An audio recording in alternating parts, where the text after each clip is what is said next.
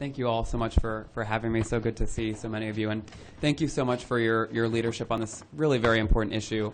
I wasn't planning to speak because we have so many other awesome members of Equality Florida here that are speaking out. But I wanted to just, I was compelled to based on some of the things that I've heard previously.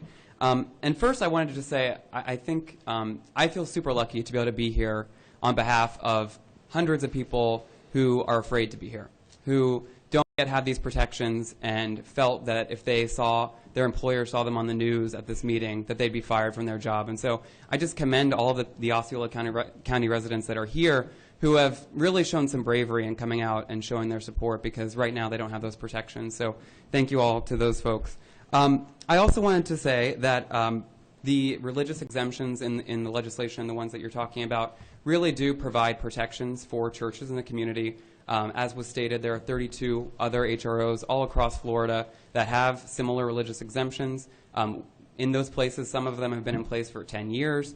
Churches are not being shut down. There's no, we don't have any reports of churches' rights being infringed upon to practice their religion in the way that they see fit. And the ultimate protection for religion and churches in our country is the First Amendment.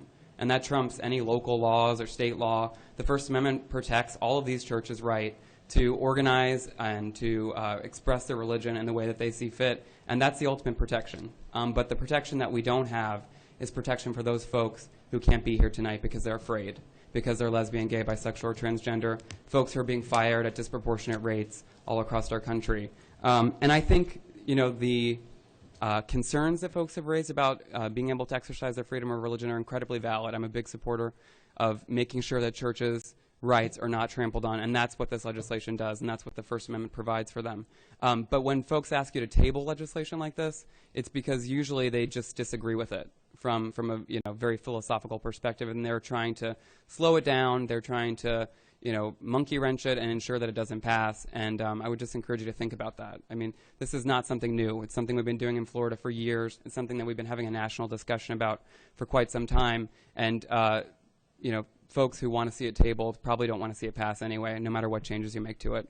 But I want to thank you so much for taking up this issue, for your leadership in the region, and we're so glad you're doing this. Thank you so much. Thank you.